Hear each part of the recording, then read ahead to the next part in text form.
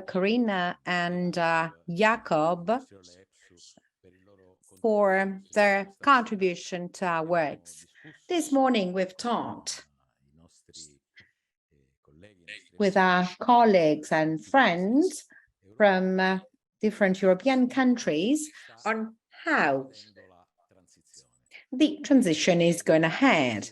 And based on the debate, we identified our first step forward, that is to say, the need to have a green transition. And well, this is well recognized by anyone, and that the climate change is clear and before our eyes is clear. And the problem is not about saving the planet, but rather to save the humankind on this planet, because the planet continues to live in a way or another. This is the easy part.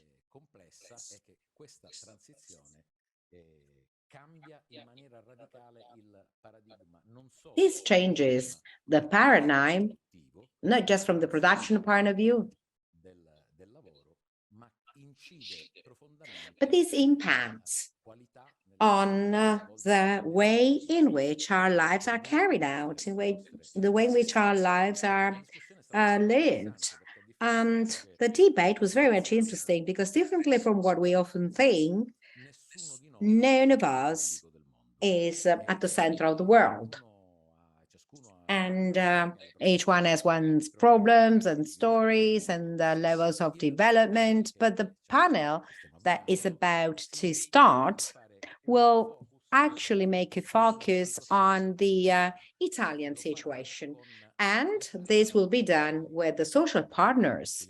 So I'm using, of course, these words and not stakeholders, because we are social partners and we have to start and reason. Because I saw that, for instance, the Spanish partner was explaining how the Spanish model includes, for instance, the specific activities with the special social partners and the specific activities with the social partners and the other stakeholders.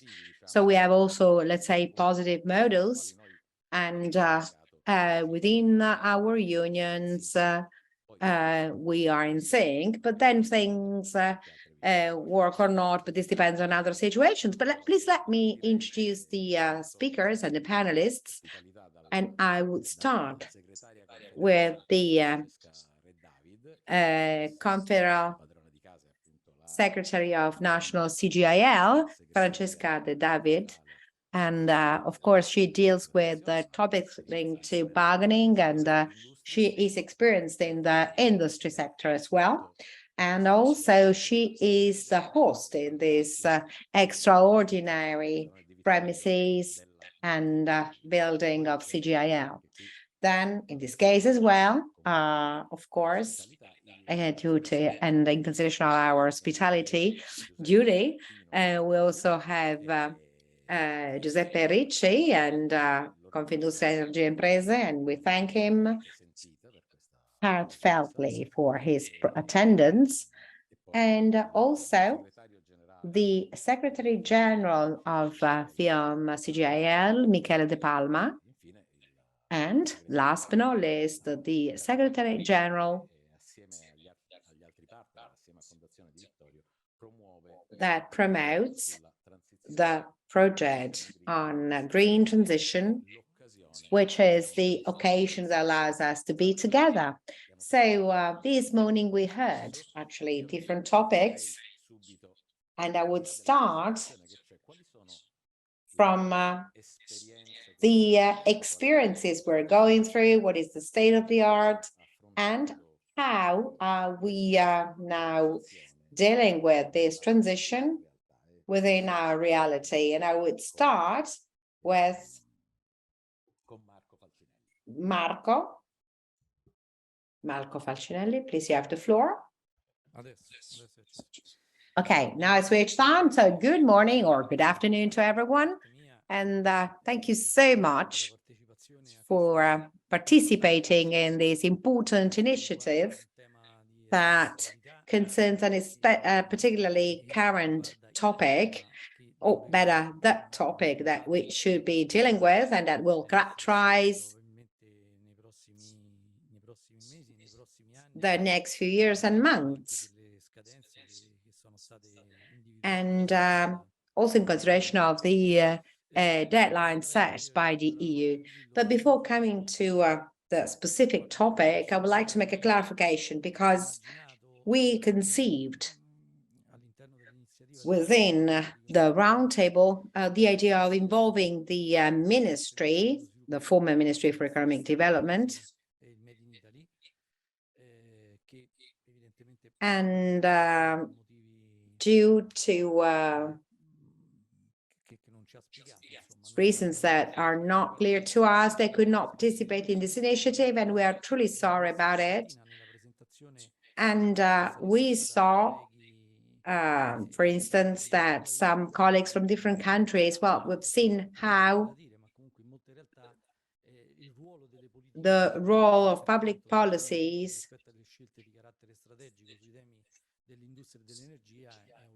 well, this is an important and fundamental role, and we would really like that this is the case in our country as well. And so we thought that a contribution from at the political level would help us understanding the pathway ahead in order to achieve these goals. And I made a joke, actually.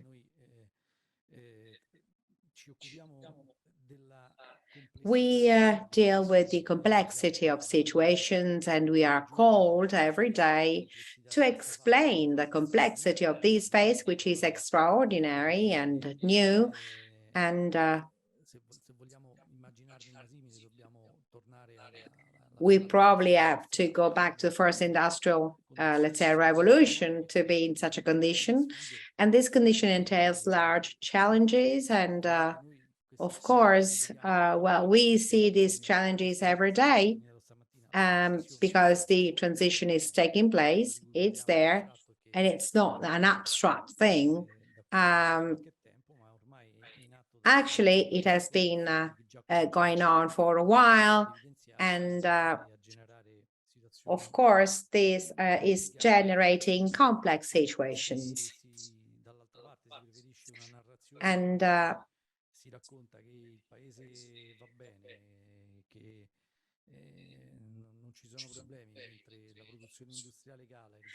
of course, if the savings are decreasing and energy continues to have very high costs, or also lower than a while ago, but still complex to manage, well, this is a political choice that we acknowledge, and we would have liked to have the chance to talk about it also.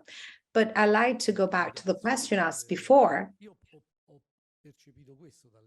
And based on the previous presentations, I perceived this. And I have to say that we are actually quite supported by the information that we have shared, because the fact of having the possibility to share so much information, because this morning we actually collected a lot of information, the fact of comparing the situation in different countries, also with a view to what is being done elsewhere when it comes to the management of the transition, energy transition, but it's just a portion of it, because this is an industrial reconversion process at a European level. And energy is an integral part of the industry in our country.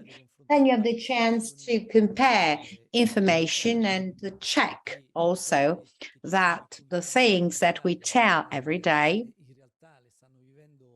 are somehow also experienced by other people in other countries.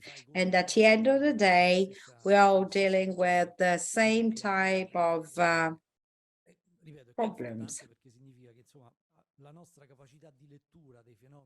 And what is happening Well, this is lived in the same way in other countries. And I would like to start from here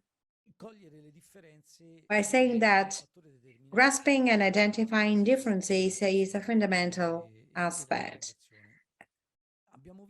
So we saw that there are big differences between countries, and also, and I say this also to Pino Ricci, that was not there this morning, but one of the things said this morning is just relating to the impact of transition in the regions and territories. And we realized that there are not just differences between regions and European countries, but within the same countries and territories, there are huge differences.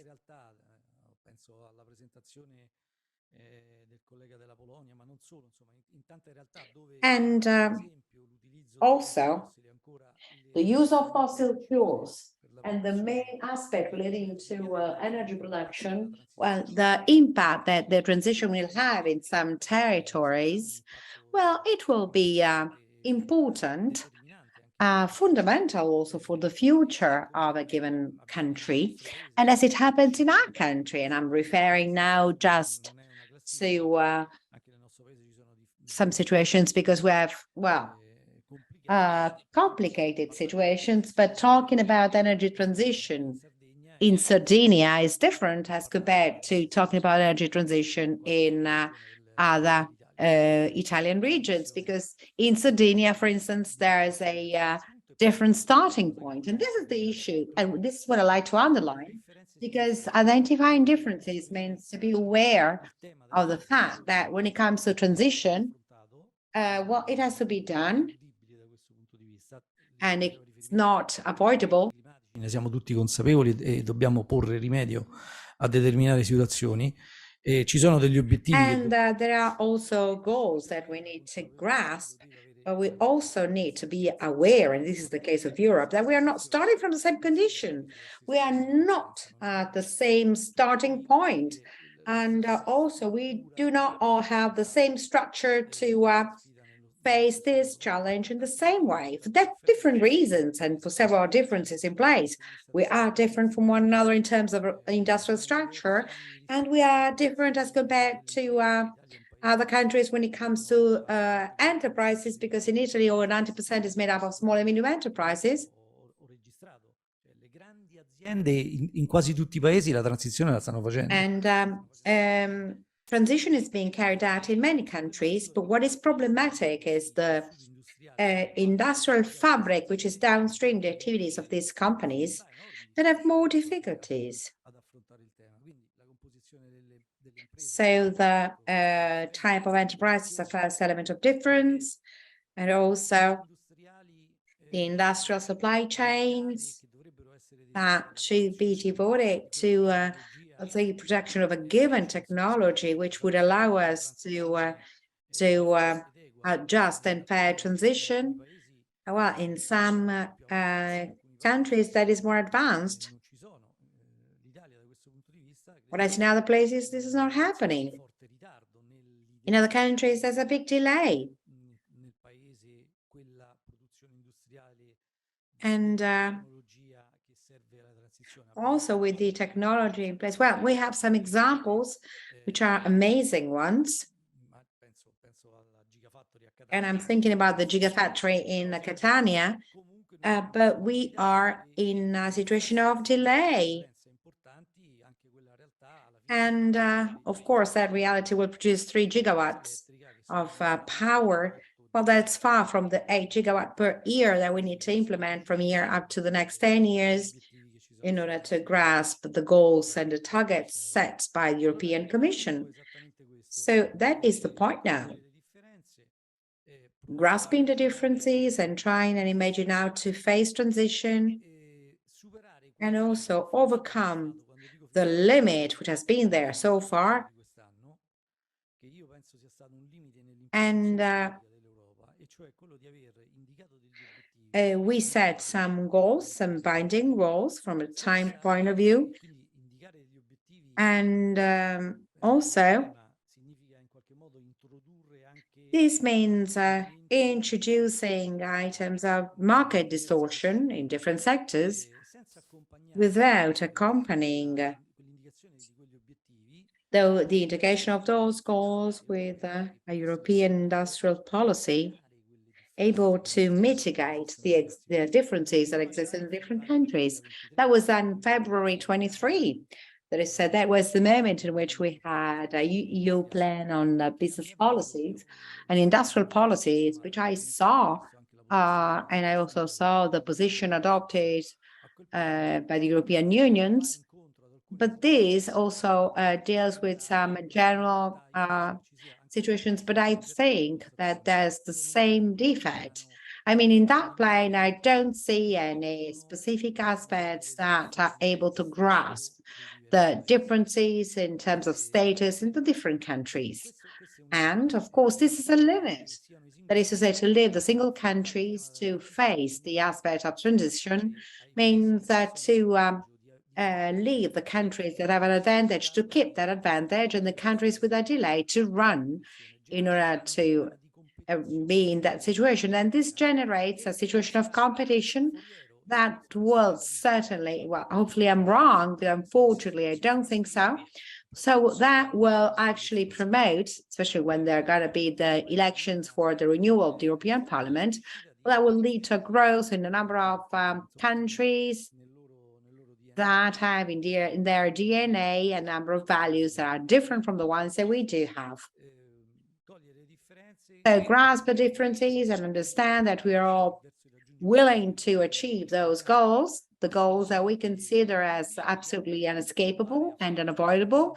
And we need to do that by staying within an area of compatibility and sustainability from the industrial point of view and sustainability from the social point of view, because the social aspect is less debated probably, and it's more dramatically present.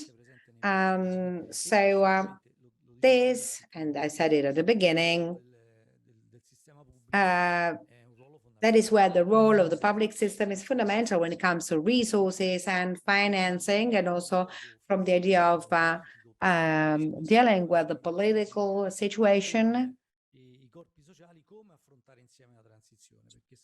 how to deal with transition together.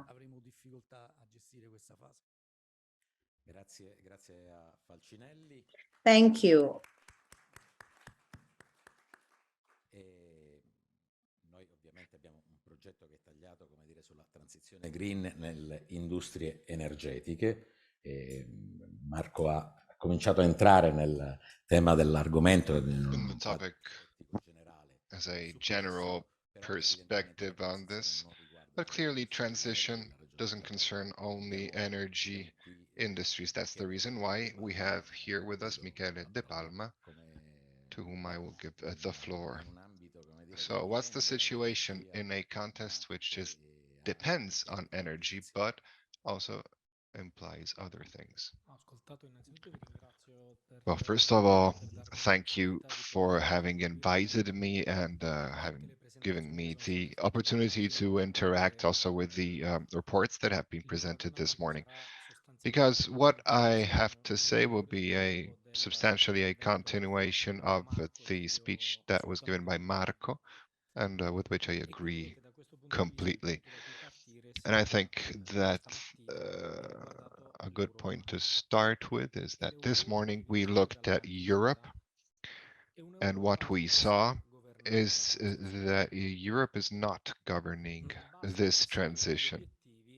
It's not enough to set a series of objectives to reach these established objectives, because, as Marco was saying, the starting conditions are different from each European country. And because the history of the European Union is a history of plans to reach a series of objectives. When at a European level, it was decided to establish steel quotas, there was a European plan to transition the steel production in Europe. What is happening right now is that there is no European industrial plan concerning the transition as we intended. And I think it's not enough to say that special funds are necessary to govern this transition, because public resources given in the hands of the market, left to in the hands of the market, are not necessarily useful to reach those objectives, and actually risk disaligning the situation between various countries. I think a new expression should be adopted next to the word transition.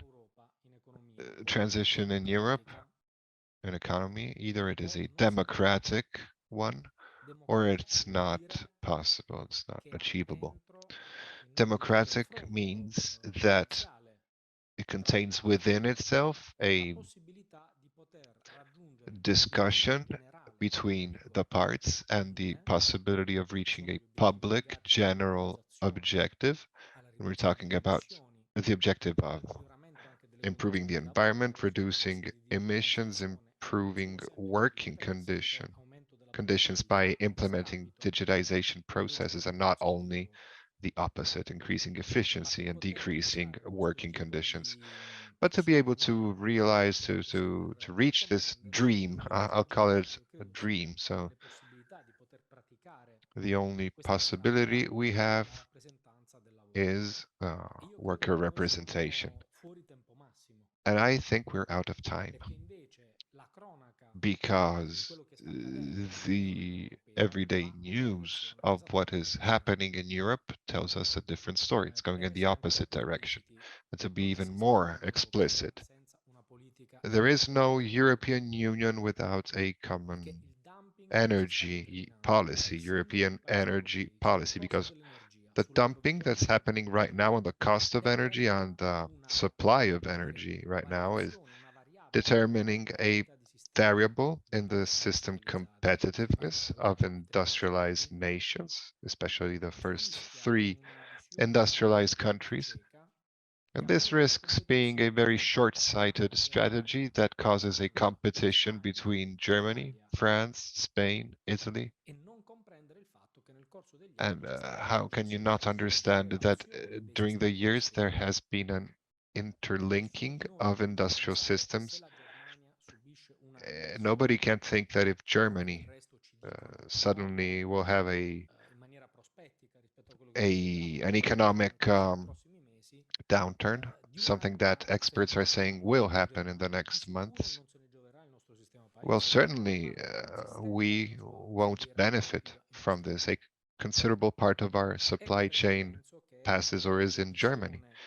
So that's why I think a national vision, if a minister was here, the minister of Made in Italy, I would have interacted gladly with him, because it's really incredible to see a government that on one hand says they have to slow down this transition, but on the other hand, if you want to see a new opening of a battery factory, you have to go to France. I find this fascinating. I think the fundamental point, though, is another. It's the fact that resources are not enough, but resources are needed. Many resources are needed to try to imagine a future industry in Europe, including supply chains and all related industries. Italy has a structural weakness compared to other European countries. Two, actually. The first is the average size of companies. Small is beautiful. This was the narrative that we told each other, but this is not true. It deprives you of the possibility of becoming a central actor in industrial policies of the future. And the second is that industrial sovereignty would depend from the fact that multinational companies should not be stateless actors.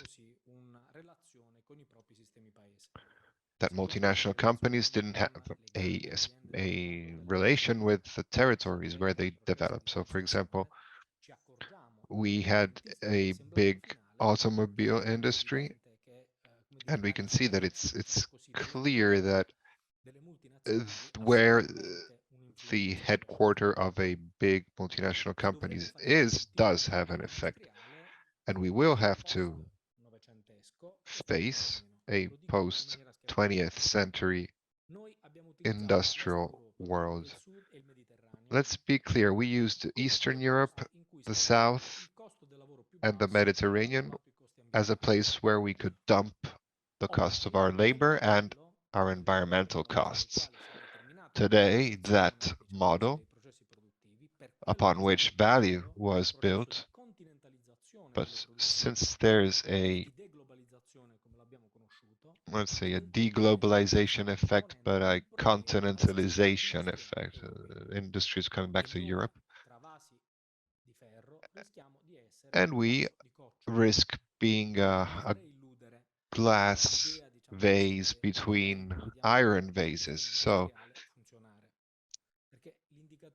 our industrial system is still working, but barely, because our National Institute for Statistics says that we are at -7% of growth at industrial level. So I think that if we are at great risk, we are the only European country that does not have a plan for the automotive sector, for example. And I'm talking about the automotive sector because, as you may all know, it's the sector where a lot of technologies spin around, and it's a very innovative sector. And while we concentrate on transition, we should also be facing the biggest problem, and it has been so for quite some time, which is the process of industrial dismission. I think it's peculiar to hear the public debate when they talk about the automotive sector is the industrial transition. We've been, for the last 12 years, we produce 1.8, even 2 million cars every year. We produce less than 500,000. Now, of course, the components of a thermal engine, traditional one, is different from an electric engine, but the mobility system brings employment, occupation. Next to the Enel plant in Catania, it will be doubled because there will be a new industry producing semiconductors, and they will do them in Catania. So the point is that what Marco was talking about at the beginning of his speech, either our country rediscovers the centrality of transition processes in industry and maintains a democratic sovereignty of industrial processes, and it integrates these processes in a European system, or we risk opening a competition among European countries and even among regions of the same countries, as our government has shown. And workers would no longer be a collective subject of bargaining, but instead a subject that suffers the consequences of decisions and can be threatened and bullied. So I think what the metal workers and the chemical workers in Italy are doing is the right direction, but we need a quantum leap. We need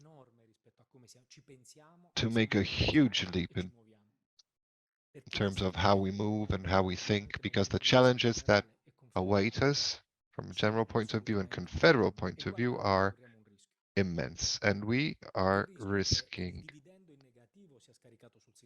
that the negative consequences of this transition is dumped on the trade union, while politics takes only the positive aspects of the changes that will happen.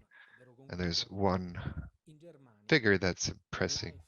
In Germany, the AfD, the extreme right, conservative, extreme right party regarding the topics of employment, certainty of employment, of salary, and next to the fact that these certainties are being threatened in Germany, well, they're gaining a lot of consensus on the political landscape, and we will see the consequences of this consensus in the next European elections. I hope the Italian dream of Ventotene, based on putting the European community together, starting from coal and steel, if politics doesn't understand that industry and energy are the fundamental basis of the European Union, we're finding ourselves in a completely different context if compared to that dream we had. Thank you, Michele.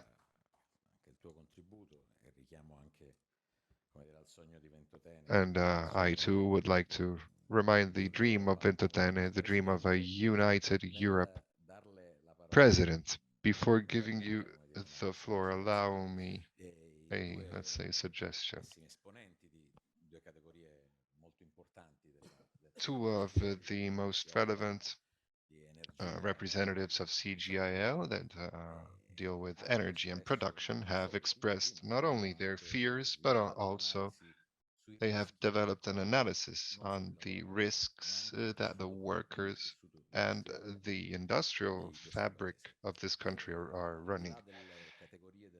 So, apart from optimism and pessimism, may I ask you, what are your concerns? What are the risks? What are the opportunities that the system of Confindustria energy? What do you think about what's happening, and how can we avoid suffering from the risks and instead catching these opportunities? Thank you. Thank you, first of all, for your invitation. I was very happy to receive this invitation because these debates are the essence of the next few years. And I think it's obvious we're no longer talking about the awareness of climate change, but not even of the targets that Europe wants to set. The topic is how we can reach these objectives. And I fully agree with what both Falcinelli and De Palma have said. The critical aspects are those. Let's analyze carefully how Europe has set up this transition. It has been set up in a totally ideological way. Transition and electrifying and deindustrialization of the continent. The second statement was never been so explicit, but de facto in practice, it's this, because all the decisions that are being taken are taken in the direction of not considering industry as an essential part of the continent's economy. At this point, each country tried to think for themselves. France has nuclear energy, Germany has coal, etc., etc. We Italians, we don't have all this stuff as usual, but this is the concept. It was willingly put. Industry was considered as a secondary aspect on purpose. Today we talk a lot about those sectors that are hard to abate. It's not true that they're hard to decarbonize. We simply don't must remove the limits to decarbonization. Instead of having an ideological approach as Europe had, if we had followed the approach of tech neutrality from the beginning, a mix of solution, integrating various systems to reach decarbonization, we would have found solutions much earlier. The automotive sector, we should have told them you must reduce slowly. And then, no, we shouldn't have told them you must go in this direction, blocking all other available technologies. When we talk about hydrogen, we we can talk only about green hydrogen and not about decarbonized hydrogen. We are interested in removing CO2. We don't care about a solution. One solution is not better than another. We want to remove CO2 from the atmosphere. Yes. Well, then let's point at that. Whatever solution we reach, I mean, now to produce a green hydrogen, which is produced by renewable sources, that wouldn't be continuous because the sun goes up in the morning and it goes down at night. And if I have to power a whole factory, I can't turn it out at night and turn it on in the morning. It goes on 24/7. But if I want to power this with a renewable energy, in northern Germany, they're using wind power, 6,000 hours per year. In Italy, with solar, it would be 1,800 hours of solar energy per year. This is about the differences between countries. But this is what happened in Confindustria Energy since the beginning of the COVID pandemic. Together with the social parts, we have expressed our concern for this shift, and we established a strategic uh, table.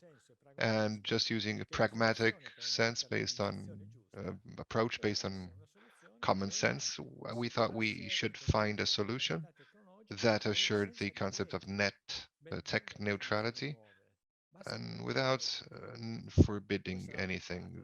The important thing is reaching the objective. It would have been the market competitiveness to decide. Maybe one solution would be more um, efficient in Germany, another in Spain, another in France, another in Italy, not one solution, pre-designed solution for each one of us. Because if we do in this way, the difficulties could become impossible to overcome. So we published a manifesto. If you deny the importance of industry, that means you're automatically denying the importance of the social sustainability of this transition. And this is an important dimension. And also the energy safety aspect is important. For how many years have we said that gas was useless? Then we had an energetic crisis, then the war in Ukraine, and gas became, again, the most talked about thing, and the prices went up. But this is just one of the examples of our short-sightedness, because for many years we have denied reality and we have applied a monodirectional ideology. If we are unable to learn from what has happened in the last 5 years, we won't be going anywhere. This means that all the solutions that must be pursued must be evaluated based on principles of efficiency and efficacy. Accepting there is a difference between various countries, as Marco was saying, we're not all the same. We can't all have the same exact solution. Because if you do so, the competitiveness depends on which solution is chosen. That would mean countries will start fighting against one another to impose their solution. I think instead competition should be guaranteed, leaving freedom to find the solution if this solution will bring the final objective, which is decarbonization. Because we have to make the system more sustainable, not because companies are interested in the amount of workers. If the system doesn't hold, the whole transition becomes moot. Because if social tensions go beyond a certain limit, the transition, you won't do it anymore. So this is a key element, social stability, and therefore also the capacity to anticipate industrial transition and industrial supply chains and the employment capacity, industrial reconversions. But all this must be done in an intellectually honest way. We must count how many workers there are in the sectors we wish to close down. We have to actually understand how many actual real jobs can be created, and there at least must be a neutral result, if not positive. And this doesn't happen because numbers, figures are being mystified a bit. In Confindustria Energy, we have carefully evaluated the 300,000 jobs coming from fossil fuel sector and 700,000 hard to abate jobs, cement factories, paper factories, total 1 million jobs. If these jobs disappear, we must create an alternative 1 million jobs. How do we do that? Unfortunately, the renewable energies, we're investing a lot. I mean, there's difficulties, bureaucratically speaking, but let's not talk about that. Let's talk about the key elements. These renewable energy sources that we must absolutely install are not enough from an employment point of view to substitute the sectors we are closing down. We must be aware about this. We'd like it to be sufficient, but they're not. They don't need maintenance. Unfortunately, much of the supply chain is not in Europe. We're trying to bring part of the supply chain back, but it won't be all of it. Concerning batteries, let's see when we'll have to talk about opening some lithium mines in Europe with all the impact they have. I don't think we will be able to do such a thing in Europe. So if we are aware there's a social gap in the transition, we can build and develop a reconversion process that can fill in these gaps with the aim of maintaining social stability. And I'm saying this by a businessman, a company man. If we are aware about this, we don't lie to ourselves, then we we have more possibilities of achieving this transition. The plan we have presented together with the sector secretaries and with the Draghi government and now with the current government, this plan puts together all these various dimensions. Decarbonization according to European objectives. Social stability, economic stability, necessary investments, energetic safety. And we're not talking about taking steps back in terms of renewable sources. Actually, it's the same objectives. But we must develop in parallel, maybe biofuels, blue hydrogen, maybe not only the green one, circular economy theories. All these solutions together will bring this sustainability. What Americans called just transition, we call it integrated sustainability. I think it would be enough if Europe understood this. I think this government is pretty aware of the general framework. Now, translating that into an action is not easy, but if we were actually aware about these issues, then we could conduct a transition that would be less dangerous and most of all, being humble enough to understand from what has happened in the last 3 years. Thank you for your first speech. So we close the first round, giving back the floor to Francesca Re-David. Francesca, risks in terms of social impact, risks of deindustrialization.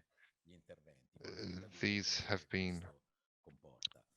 have emerged in all the three speeches, but if we wanted to borrow words, how can we make it so that this transition is not the development of technology, but an opportunity for progress? I mean, we all agree that this transition must be done, but how can we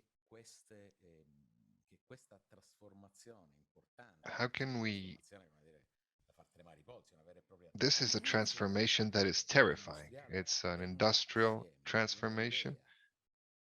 How can we put together an idea of productive, European productive reality, not only national, Italian, but at the same time defending a decent, good quality of living standards and work?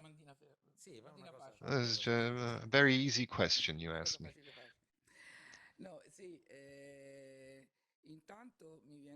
So first of all, the first thing I would like to say after having heard the discussion of this morning and during this panel and what is happening around the world,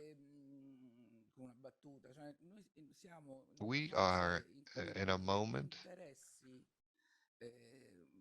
when the deepest interests, most vital interests of people are as global as they have ever been. The effects of climate change, for example, are global.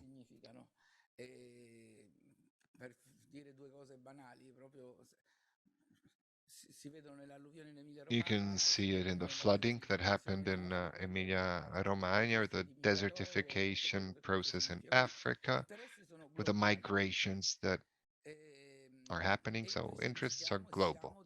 While I think at the same time, we're also in a we're very divided. There's conflicts, actual conflicts. We're talking about war in the center of Europe, and this has additional effects on the energy situation, etc. But also conflicts between people, conflicts between generations. The environmental issue is a very strong generational argument. Young people are saying, what kind of world will I have to live? They care more about that instead of maybe their job. There's a conflict in terms of interests also among generations, and interests that I feel integrated, and it's difficult to keep everything together, but this is the topic we have to face right now.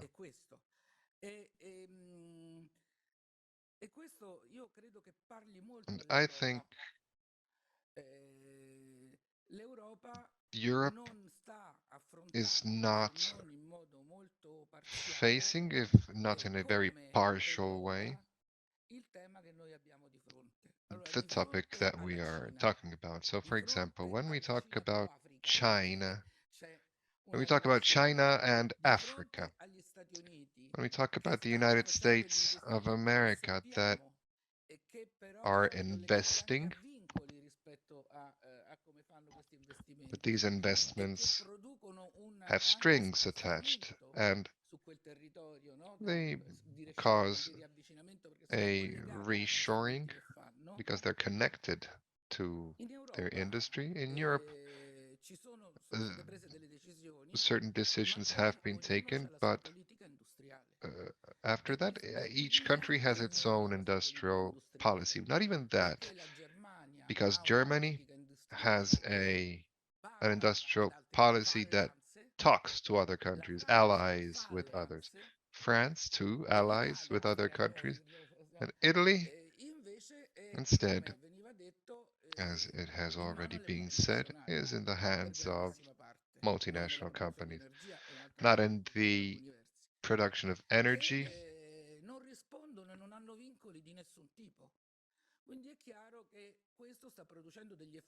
And this is producing effects. They say we are the second manufacturing country in Europe. I don't know if that's still true, probably yes, but who knows for how long? Because things are happening. I think we were, I believe, the second car producer. Michele is better. I have been the secretary of FIOM. I know about the metal workers, but I'm learning how to understand chemical workers, and other categories. I think now we're seventh. Something happened. Is there a manufacturing country in the world that doesn't have an automotive sector? I don't think so. So that this tells us the direction we're going towards. We're losing jobs. And we'll see the effects of this transition. If this transition is done without rules, so if it's the market to govern this transition, we'll see the effects on employment. And we're already seeing those effects, the effects of a deindustrialization process without an industrial policy behind an international alliance. We were talking about ST Microelectronics. That company is half French and half Italian. It's 50% French, and that's one of the most Italian companies we have. And it has an important role. It invests, it produces semiconductors, it produces important stuff. And this is just one of the examples. And what's left is the so-called public participation. These were created when this country had industrial policies, energy, steel, raw materials, basic chemical products, all those things that are necessary for an economic boom. A lot was invested in the southern part of the country without even thinking about the environmental issue. Nobody thought about the environmental issue up until the 90s. And now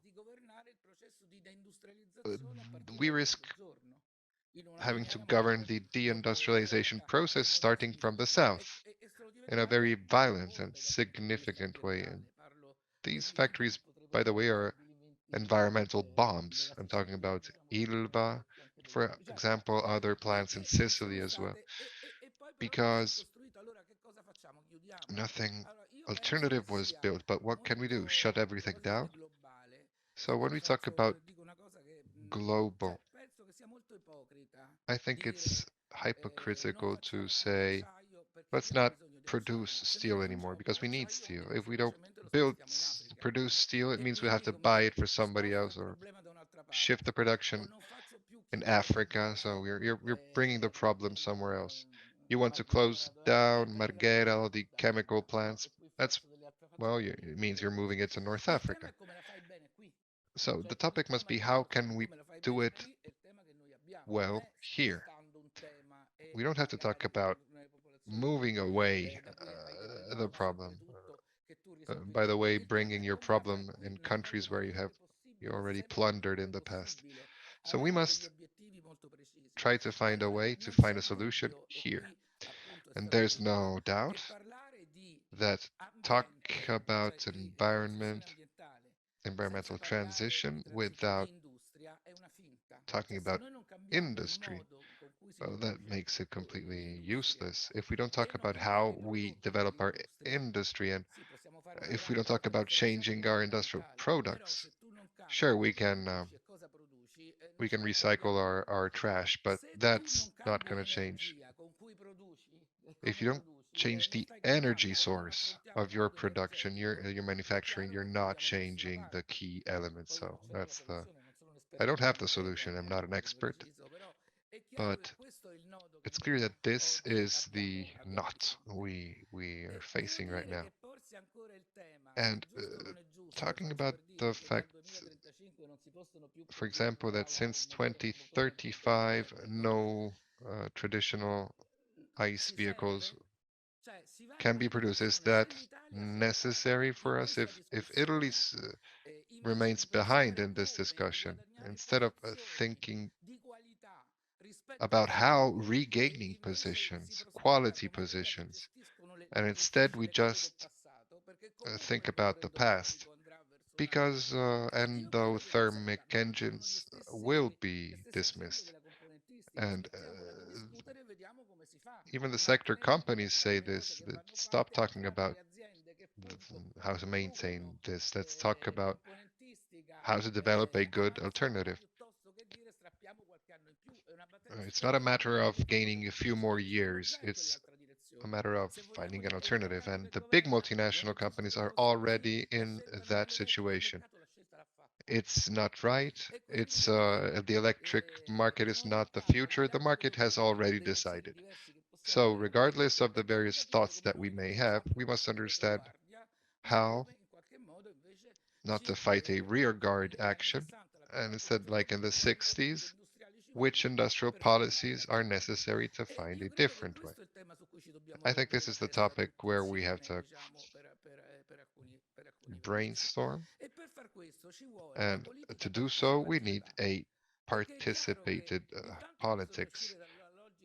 We need to abandon the logic that workers pollute. Workers don't pollute. Workers work in companies that pollute, but they work. They're performing their working activity. But in some territories, if you go to Taranto, the conflict between the workers of Ilva that are seen as those that are polluting, the conflict between these workers and the citizenship of the city. Well, that's a huge problem, and that's where the multinational company comes in because they're no longer producing steel, they're producing it how they want, at the cost they want, when they want. So the idea of a participated politics that considers workers, workers that are the first to suffer by health problems, and he's also a citizen because then he goes back home and he lives in that territory, is a key element. And companies, the more innovative are, the more they are competitive, because if companies are not going well, it means we're having a problem, an employment problem. So I think we have to work together on this. We need European industrial policies, not competitiveness between countries. The market is not solving this problem because there's a dumping going on. I don't know, there's still a socialist country in the world we can compare ourselves. Maybe China. Well, China has a sort of state capitalism, but the US are very precise. The United States have precise policies, so we need European policies. We need also national policies, Italian policies, because companies are not Italian, they're multinational, but I want to understand how I can bind them, what kind of rules. For example, if these companies are in our territory and use the money of the PNRR for the good of this territory, not to bring that money elsewhere. And that's why we have to talk about the topic of employment, because it's clear we'll see a reduction of jobs, but we must understand how much new jobs we will be able to attract, and also how you redistribute the existing employment, because with innovation comes a higher salary and productivity. I think these are crucial topics that it's in the interest of everyone to talk about. And in Italy, we have been moving backwards. There was a moment when we were at the forefront of renewable energies. Sure, gas is okay, but is it okay for those extremely energy hungry industries? Maybe it's not good for houses, for domestic use. It has to be limited where and why you use gas, or maybe biofuels can make sense on a ship, for example. I don't know. I'm not, I repeat, maybe I'm saying something stupid, but I think we should talk about how we can govern this transition by protecting employment. Because if you don't protect jobs, you'll have workers against the transition. To keep it very simple. Thank you. Che qui il rischio, come dire, è quello di avere tutti contro questa transizione, ma mentre fino all'altro giorno... So thank you so much. But since until a while ago, the public debate was, where are we going? Where are we heading to? And why aren't we, managing things differently? And we are just, for instance, issuing a small amount of, polluting substances. Well, now the feeling is that behind us, there's no one, because everyone is in front of us running. Because if we look at the investments by the United States with the social conditionality of the Biden administration,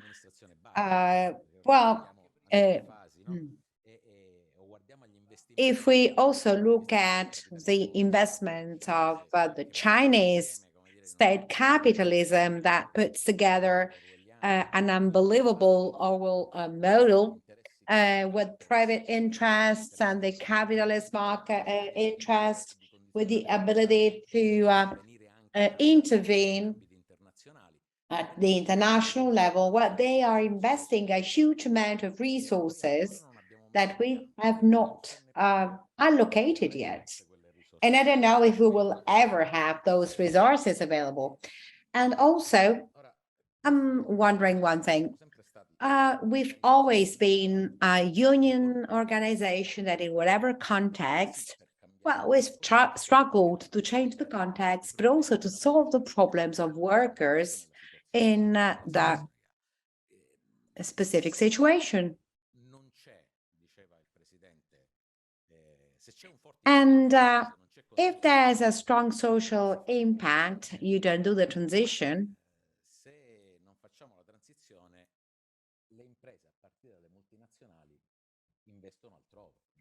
Otherwise, they invest elsewhere. And maybe there are also conditionality measures that safeguard employment. So how can we face as a union, and also in terms of change of our approach to modern topics, how can we defend workers by protecting at the same time a prospect for industrial development in Europe?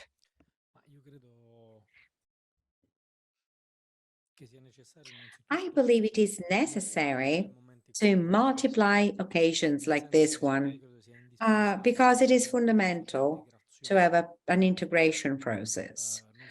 And not just for the managing classes of the unions and the industry, but also as a priority of workers and delegates. And in my opinion, this would concern not just our country, but also what is happening. I'm saying this because if we are not aware of the fact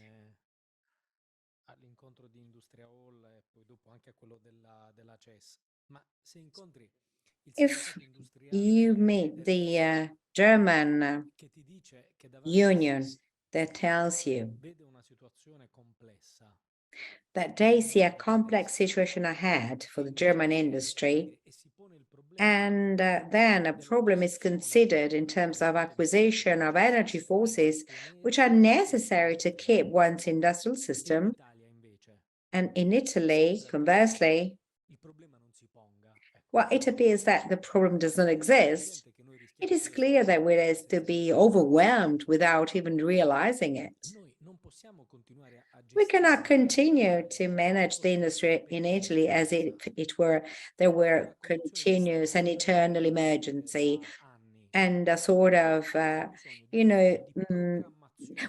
need to plan, we need to manage. We are unionists. And we have to manage the effects of the choices made by others and elsewhere.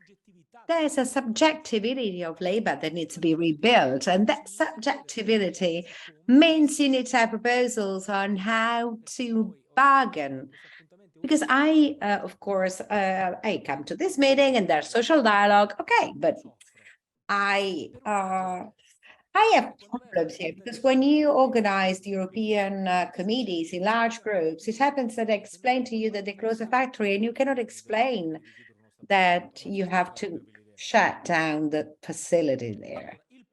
So the point is, if you recognize the subjectivity of labor as something fundamental within the transition process, in an inclusion process, and you have to put them in the condition of contributing to define strategies, to share processes, and to reason about the future. Because if in Italy, and I say it, we as FIOM, we are the main organization of steel workers in this country. When we said 12 years ago that it was necessary to start the transition process when it comes to the industrial sector with hybrid cars, electric cars, we were not saying that just because we didn't like the CEO of that time.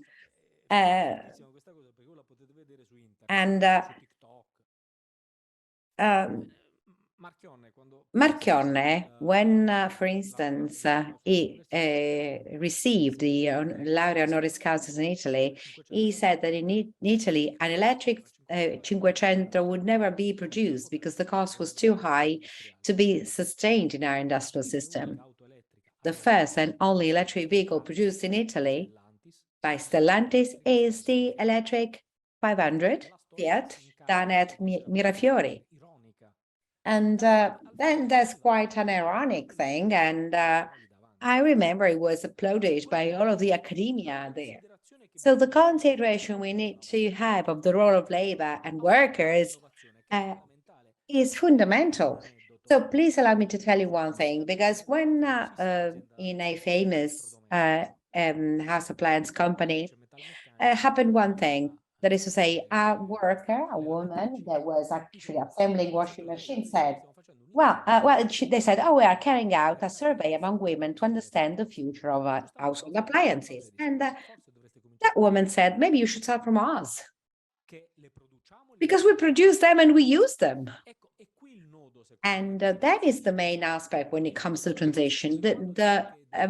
When I say that either transition is democratic or it's not, is that it's a matter of who's in and who's out, because the process that is taking place at the moment risks to expel a portion of citizens, which are the ones that we represent, expel them from the condition of being inside of the so-called perimeter of the city center. Those that have electric vehicles now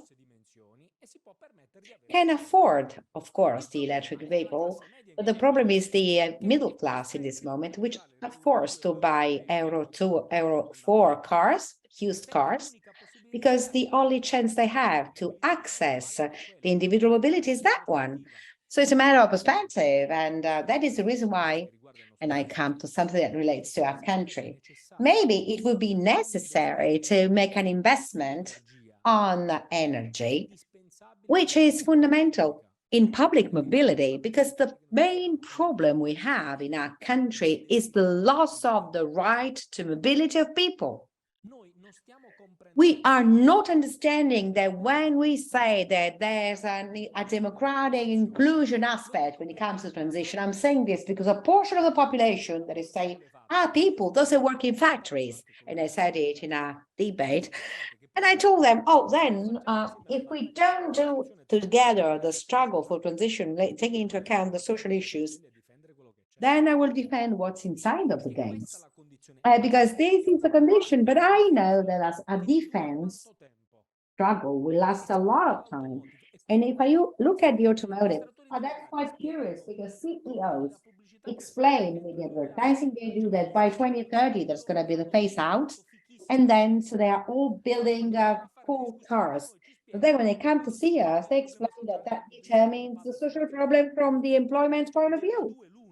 So either it's one or the other, ladies and gentlemen, because this is a fundamental aspect, because the discussion here is not on 2035, that is say the goal set by the EU, because Volkswagen and Stellantis will do the phase out as of 2030. And if you want to be straightforward, then we have margins that are completely higher than the ones we've seen with the endothermal cars. Components are getting more and more simplified. And of course, the value resides in the software installed in the new models. So if we don't reason about that, then we run the risk of doing and carrying out a struggle that is not going to allow us to place our country system within the process that is currently ongoing, and on the other side, not to safeguard our employees. Because if you do a planning, then you have to decide how you carry it out. Because another problem we have is that, we purchase technologies from abroad, from foreign countries. So either we're able to have technologies in our hands, and it's quite curious that a portion of the money from Industry 4.0, it was invested by large companies with SAP in order to innovate the management of productive processes.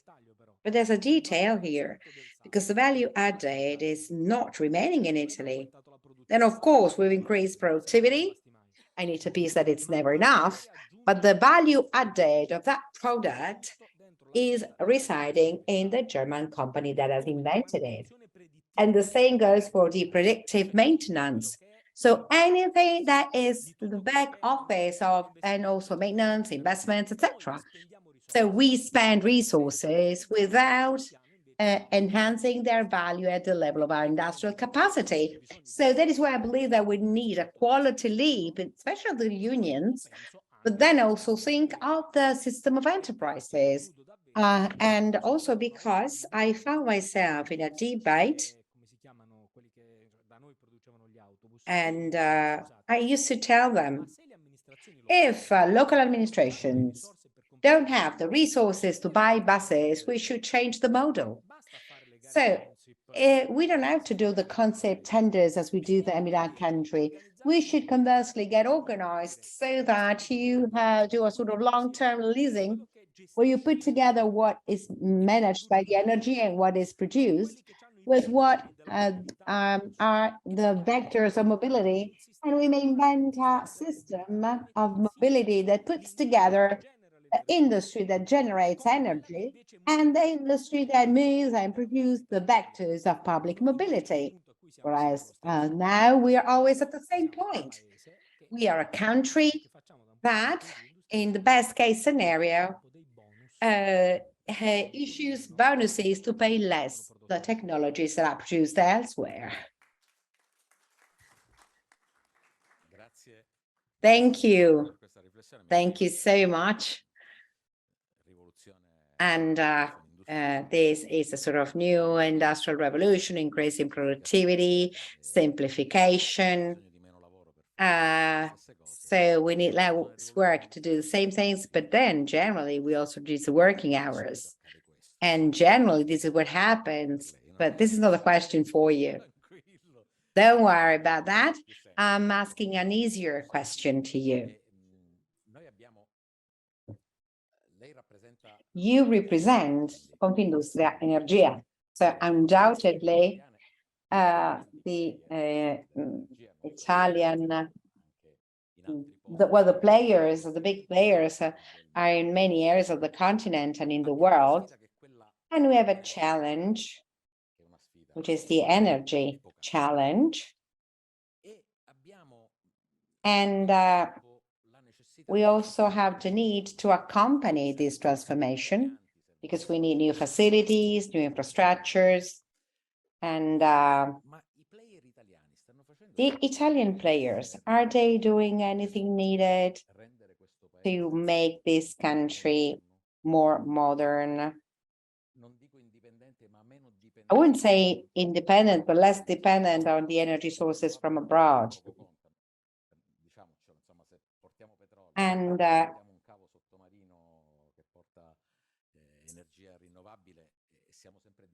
we are always depending on, let's say, the others. And this is the point. But is anything being done in this moment? Also because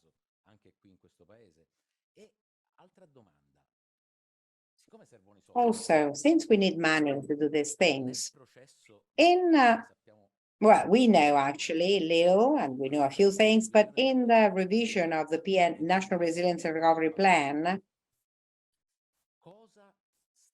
what is happening? And actually, we're going towards this direction, but it's to say, are we getting equipped to build together a stronger country from the energy point of view? These are my questions for you. Well, of course, we are trying to go towards that direction. And Confindustria Energia, since 2017, has started to develop a number of studies on the infrastructures needed and goals and objectives, and in the meantime have broadened. And the problem was not just the funds needed for these investments, but rather, on the one side, the possibility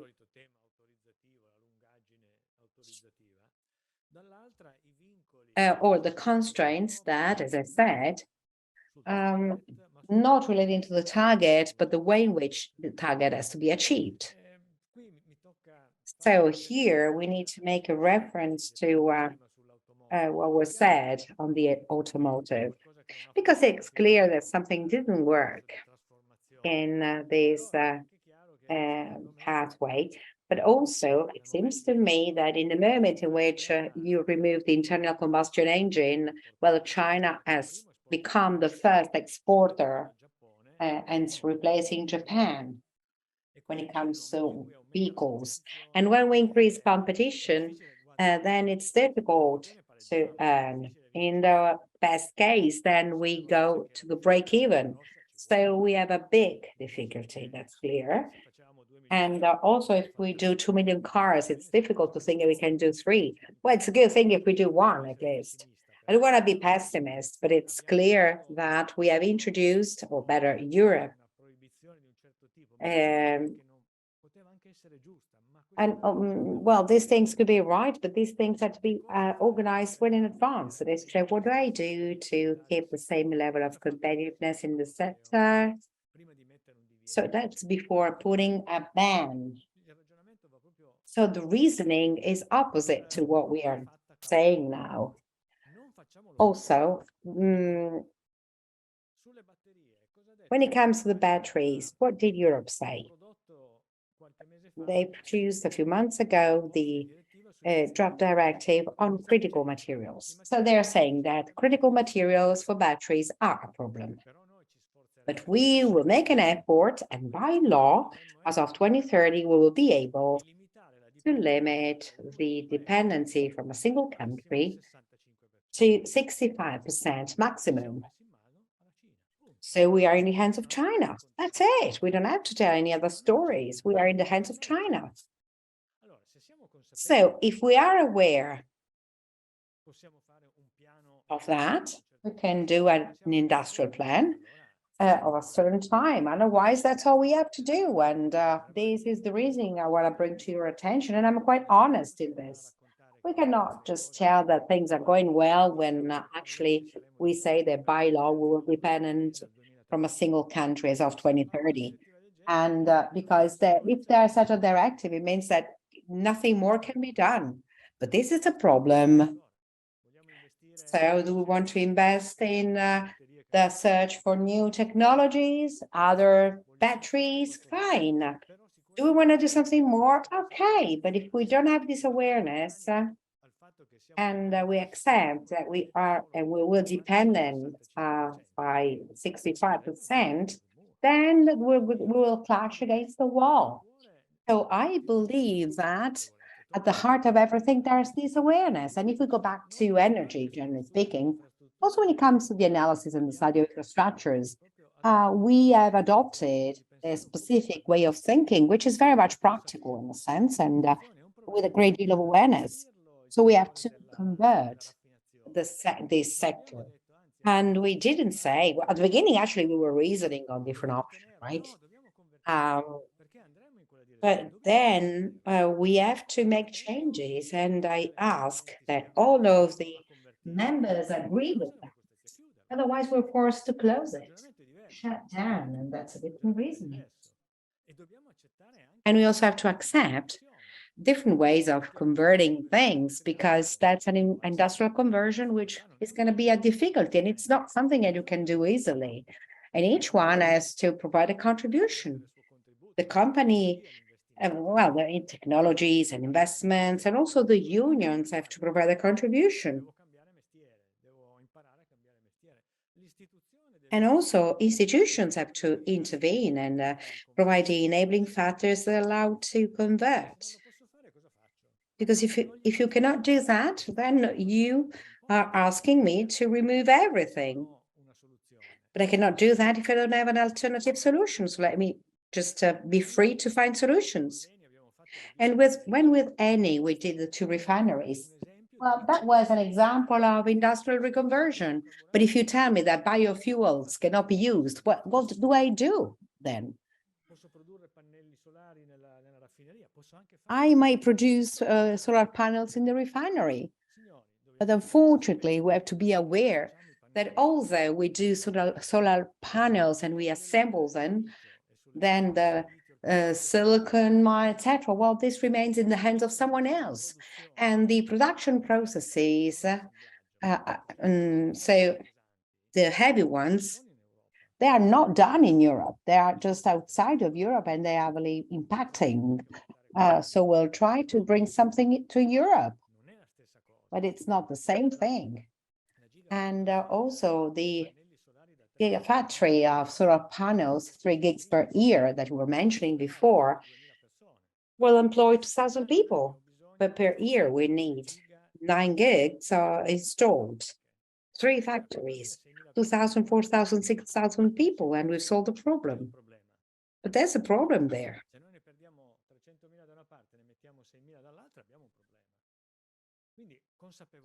So it's important to be aware. So, by way of conclusion, it is not impossible to deal with this problem. However, once we start to do things, we have to be aware of it. And we have to deploy proposals and not bans. And also, we need to have solutions that, from the environmental point of view, are comparable to other ones with a better social advantage.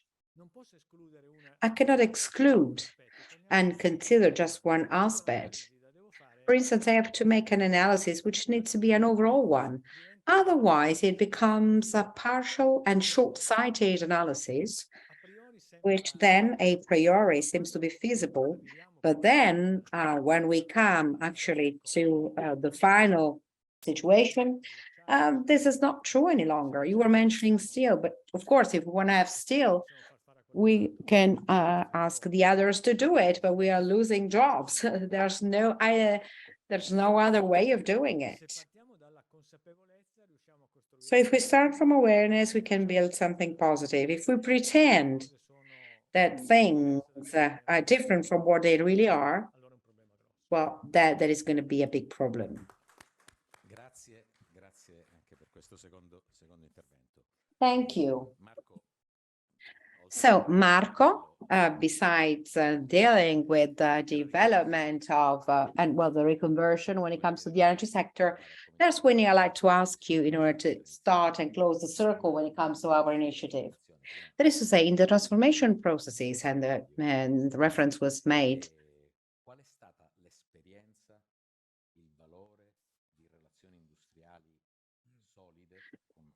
sound industrial relations, and also with an important tradition, and they actually allow everyone to do a step forward or to evolve, etc., and to proceed towards direction of change by also bringing better conditions for everyone when it comes to efficiency and also to keep a good level of employment, and also industrial relations with the players that deal with fossil fuels.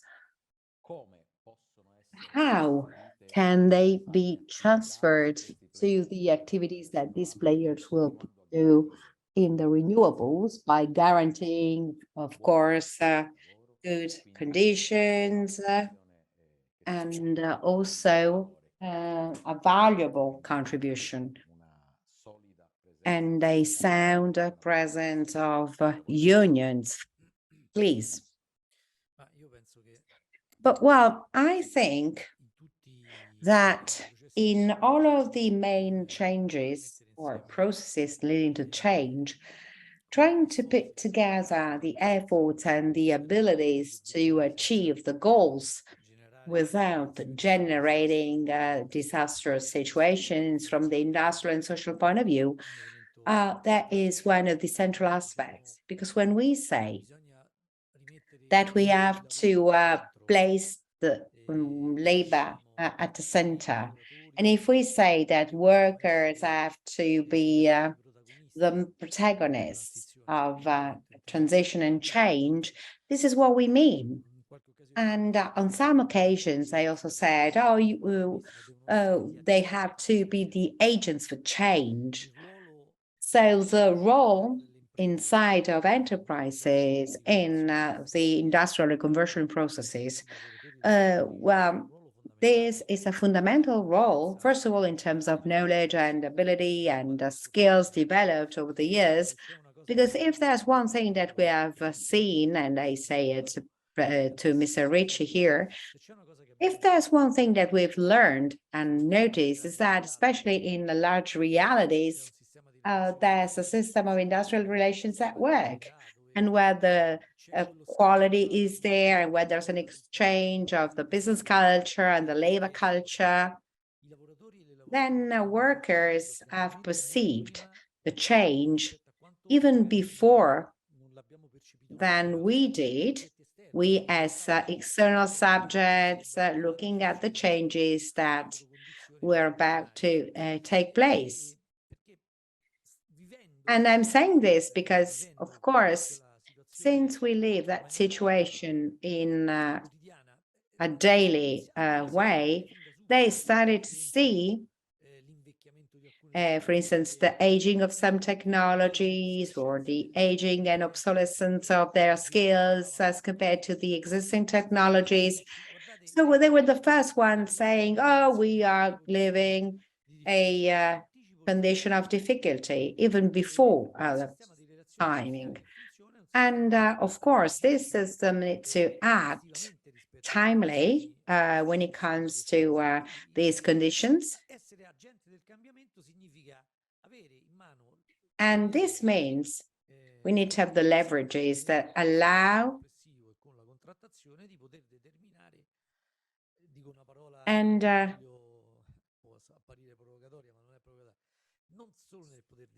it's not just a matter of, well, we have to go to jointly determine these activities and also the strategic approaches. And of course,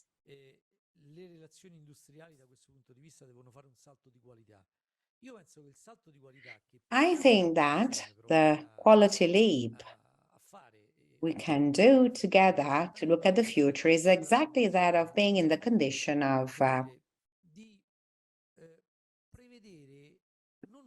foreseeing, I wouldn't say a symbolic participation of labor, but a real and concrete participation, and their representatives, of course.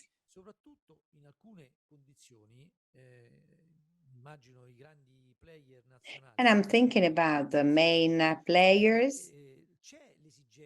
There's the need to understand how these large companies accompany the country.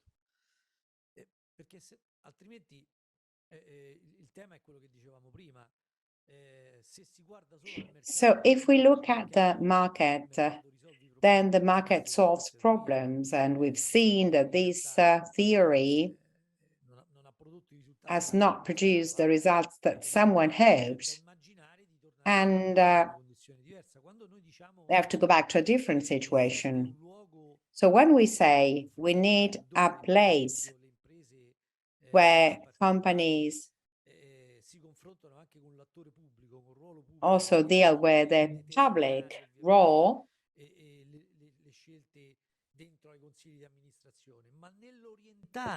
it is important to determine strategic choices so that those choices help the country to go ahead with these activities. And this is what we have to think. I mean, we don't have to be nostalgic of state shareholding.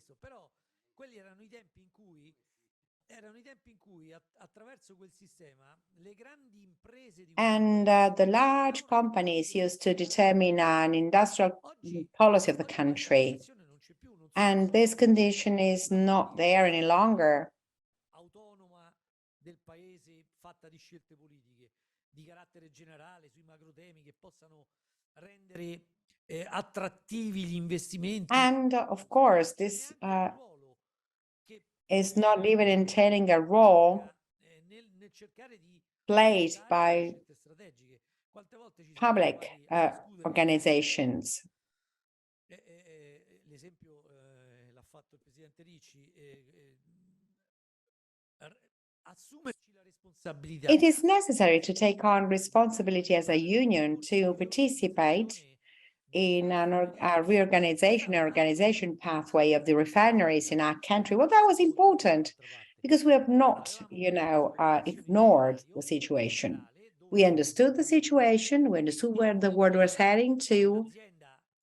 And when the company said, okay, but the refineries cannot be kept in this condition, well, we have to think about a different situation. Then investing on biorefineries was a choice.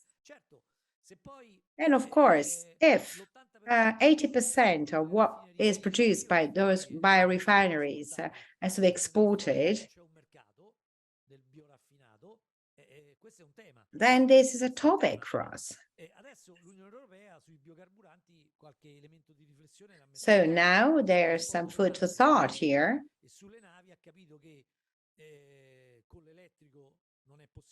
And of course, it was found out that in order to allow a truck to move with a battery, they realized that the battery has to be bigger than the truck, and that was not feasible.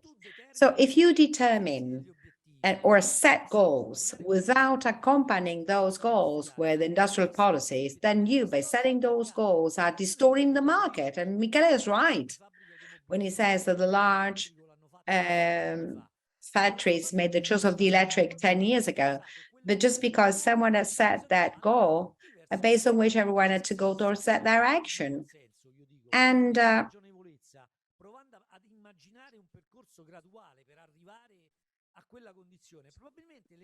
maybe when it comes to development of large enterprises, well, they would have had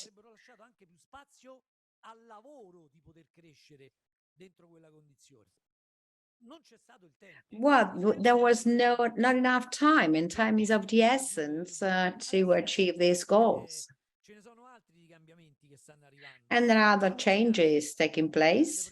This morning, many of the presentations highlighted the fact that we continue to accelerate in the process. And the accelerations, if we look at the climate conditions and the climate events, well, they're necessary, but if we don't speed up together with other, let's say, political and industrial choices accompanying those accelerations, well, then we're going to run after everything. And of course, and when I say us, I say the Central Europe Group Labor, well, this is going to be of a secondary relevance. So participation by innovating industrial relations and trying to understand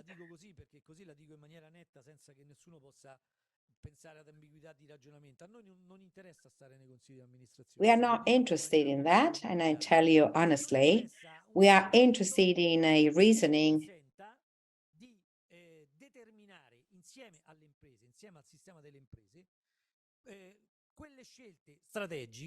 these strategic choices of industrial policy that focus on enterprises.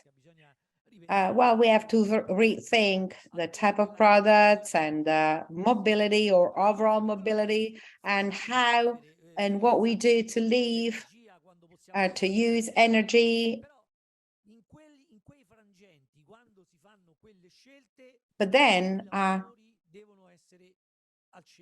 workers have to be at the center, they have to be involved, and they have to be able to participate.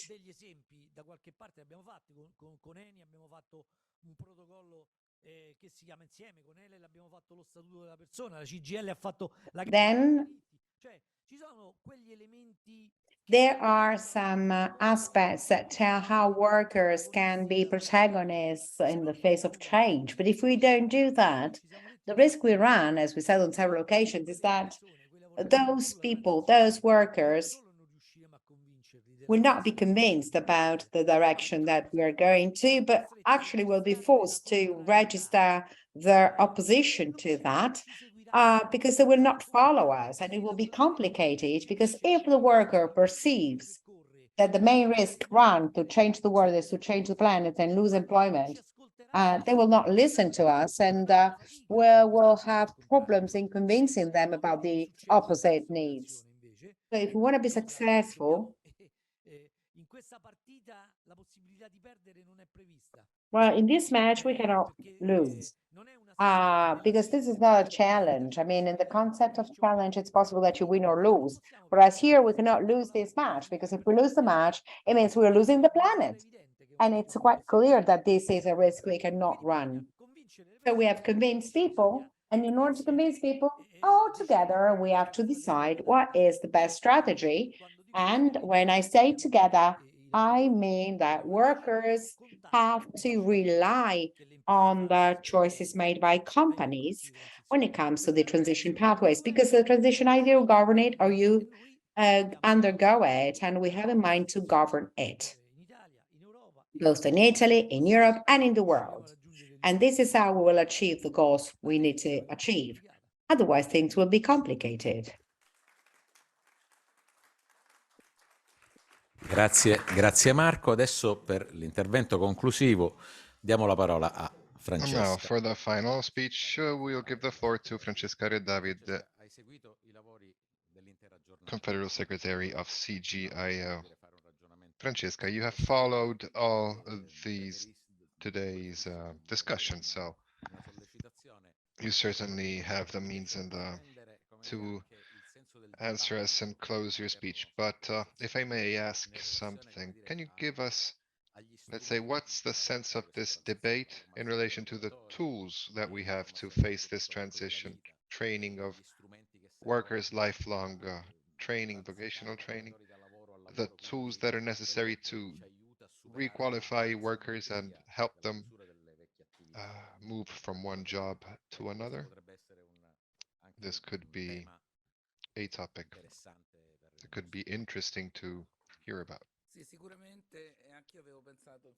Yes, certainly I had a thought to talk about these topics as well, but I would just want to say very quickly the thing that Marco was saying.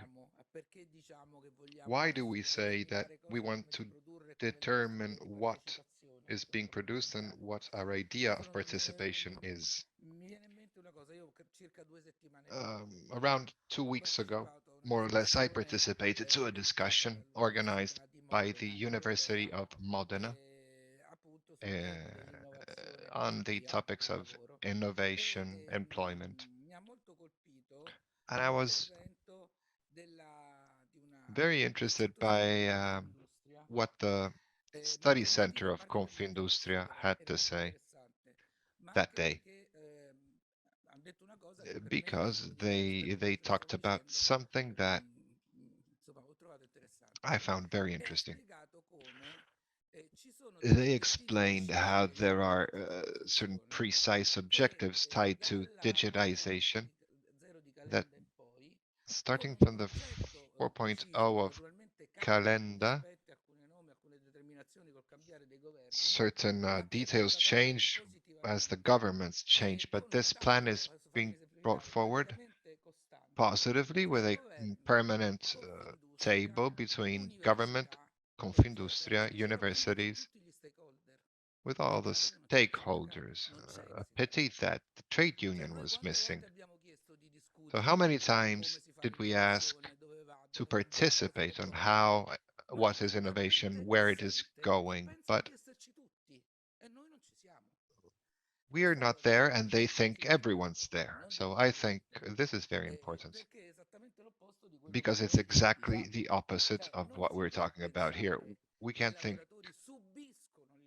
that workers should suffer innovation, the consequences of innovation, and then once they understood it's inevitable, they even help you out to make them obsolete. There are certain positive cases, of course, but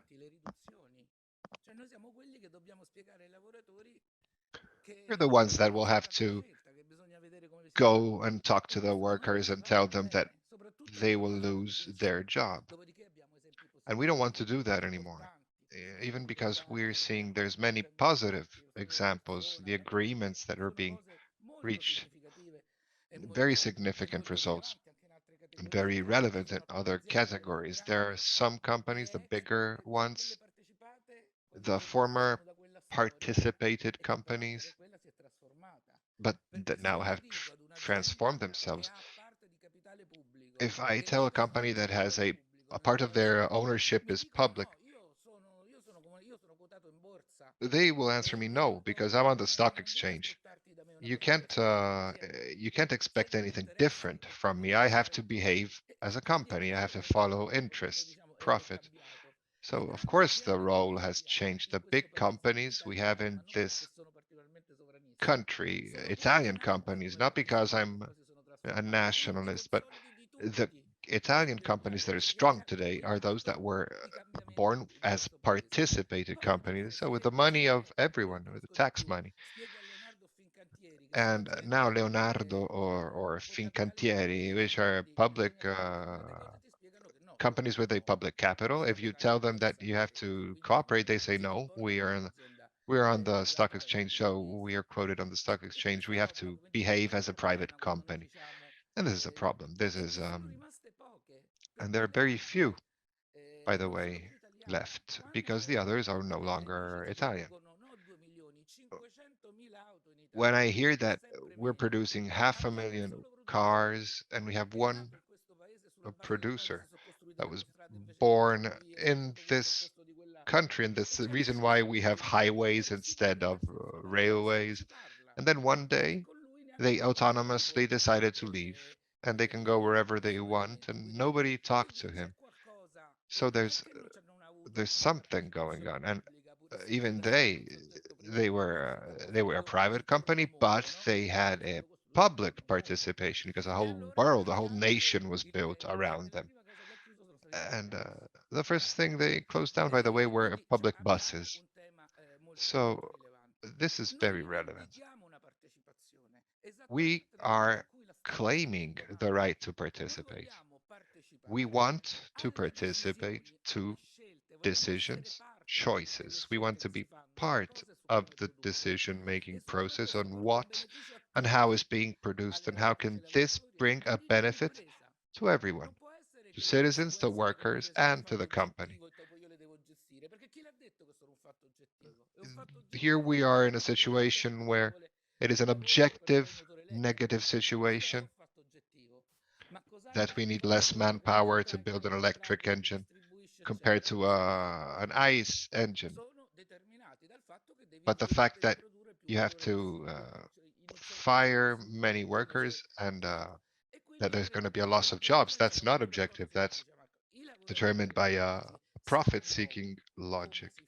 So workers know because they're inside those processes. So they have skills that would be wrong to ignore them and we that represent those workers. Workers have the point of view of their workplace, and we maybe have a more general point of view of the sector of the category. So this experience, we want to put it at the service of these processes, and we want this. We ask this. And additionally, if 5 years are necessary to develop a transition plan and my social safety nets last only 2 years, then it's clear that you're expecting to fire people at a certain point. So we need transition tools that must avoid layoffs. I can't go to workers and tell them that they're going to lose their jobs. I have to be to face this transition. I must be relaxed. I must be safeguarded. So thinking about new skills, it's positive. But if this fund for that dedicated to skills is refinanced every year, then I will have a hard time planning for the long term and how to put in sequence certain training, who must be trained when. We need tools for this transition for companies, but also for the workers that will have to go through this transition. And part of these workers, it's right that they exit the workforce to retire, to become pensioners, not that they exit the workforce to become unemployed. And companies obviously think in different terms. We need to guarantee to the workers that are contracted, are in a weaker contractual position, are safeguarded. So I need tools to accompany this transition. Maybe I can use a solidarity contract. Maybe I can use the new skills fund. Maybe I can use a quota of early retirement. This is a European problem. It's going to concern a lot of countries. So if you're lucky, you can retire. But if you're unlucky, you're unemployed now, and newer, younger workers will be hired to replace you. And maybe as an autonomous worker, freelancers, I can use you for the time I need you. And there's no problem, there's no after, there's no long term, and they get paid less. And that's not right because the job is more complex. Intelligence is an important factor. Innovation is an important factor. So why must I be less safeguarded? Why? Where's the rule? There are no rules about this. So many things have been completely subverted. If training must be performed during the working hours, there's a subjective right to training and to be trained during working hours. Well, then let's increase that training. And I ask also the government to develop active social safety nets to and fund part of this training to build together something. We need to be able to cross this transition, not thinking that the workers that will come after will have a better condition than the workers that came before. We must think that this transition is a positive fact for everyone. That's why we need public policies, new safety nets, welfare mechanisms, call them however you want if you don't like this term, but we need tools to accompany this process. And I would like to talk about this with someone. I can't talk to no one with this. Maybe I talk with the companies to see what's missing, what we have, what we can do. And luckily, we have these discussions. It's not like they send you an email and you're fired. It's thank God it's still not like that in Italy. Not for every worker, but for most of them. But we need a way to deploy certain tools and tell the companies that these tools will not be costly. Maybe they will cost a bit, but they will bring a positive change. And this kind of conversation, it's not like I didn't have this conversation with this government. I haven't had this conversation with any government. So we claim an increased participation. And that doesn't mean sitting in the boards of companies. I don't want to sit in the board of the company. It doesn't mean that, but you want to call it co-determination. I want to discuss in places, and this is included in the agreements we signed, by the way. We should try to enlarge the scope of these agreements. And the government should talk to me not only when I show up and there's other 50 organizations, they talk for 3 minutes and that's it. This is the relation we're having right now. Or when they know they have to fire a lot of workers, then they call you because they want you to help them handle the situation. I want to know what kind of tools are going to be fielded and what kind of convergence there can be to discuss together on these points. I think we must strengthen our capacity on this. Thank you. We close our activities. Once again, I'd like to thank Ricci, Michele De Palma, Secretary General of FIOM. I thank Francesca Re David, Confederal Secretary, and Marco Farcinelli for having strongly wanted this meeting, together with the other partners, the Fondazione Di Vittorio, a place which is very dear to all of us and allows us to discuss topics that are key to perform our activity, which is that to safeguard workers. Thank you for everyone. Thanks also to Lillo.